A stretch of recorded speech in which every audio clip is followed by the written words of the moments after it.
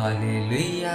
स्वागत है आप सबका मेरी भविष्यवाणियों की पुस्तक में। तो आइए हम आज के पवित्र वचन को पढ़ेंगे जो कि परमेश्वर के दास प्रेरित अंकुर यूसुफ नरूला जी के द्वारा लिखा गया है। स्पीड ब्रेकर आपकी सुरक्षा के लिए होते हैं, इसलिए मैंने तुमको बुलाया है कि तुमसे मिलूं और बातचीत करूं, क्योंकि इज़राइल की आशा के लिए मैं इस जंजीर से जकड़ा हुआ हूँ।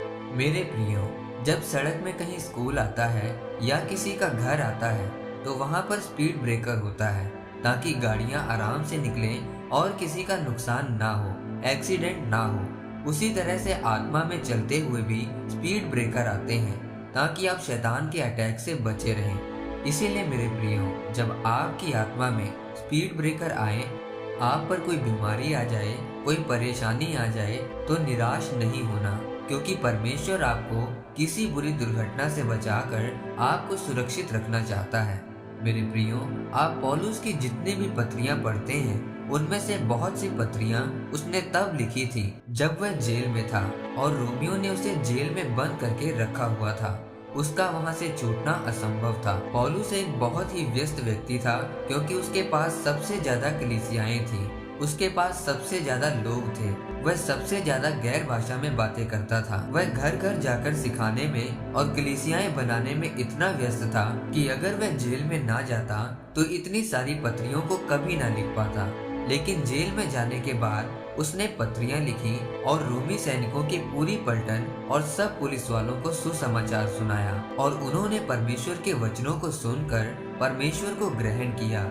ये सब इसलिए हुआ क्योंकि पौलुस जेल में गया। मेरे प्रियो, पौलुस का जेल में जाना एक स्पीड ब्रेकर था।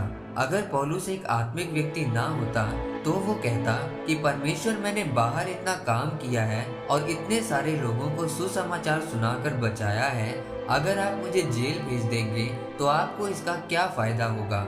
पर परमेश्वर ये बात जानते थे कि पौलुस ने बाहर रहकर चाहे जितने भी बड़े बड़े चमत्कार किए हों, लेकिन वह जेल के अंदर रहकर पत्रियां भी लिखेगा, और इसीलिए आज उसके द्वारा लिखी हुई पत्रियों से दुनिया का हर तीसरा व्यक्ति आशीषित हो रहा है। ये इसलिए हुआ क्योंकि किसी समय परमेश्वर ने पौलुस को जेल में बंद करके वो पत्रियां लिखवाई थी। मेरे प्रियो, अगर पवित्रताई में चलते हुए आपके जीवन में स्पीड ब्रेकर आए, आप बीमार हो जाएं, दुखी परेशान हो जाएं, तो घबराएं ना, क्योंकि परमेश्वर आपके लिए सबसे उत्तम तैयार कर रहा है। परमेश्वर जानते हैं कि आपको कब, कहां और किस चीज की जरूरत है, और उसके लिए आपको परमेश्वर से ज्यादा बुद्धिमान बनने की जरूरत नहीं है, बल्कि अपने आप को परमेश्वर के हाथों में देना है, उसके वचनों पर चलना है, रोज प्रार्थना करनी है, ताकि परमेश्वर आपके जीवन में काम कर सके और आपको सुरक्षित रखकर उचित समय पर आशीषित कर सके।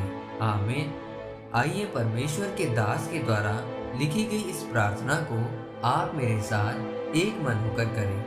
सर्वशक्तिमान परमेश्वर, आज के वचन के लिए मैं आपका धन्यवाद करता हूँ।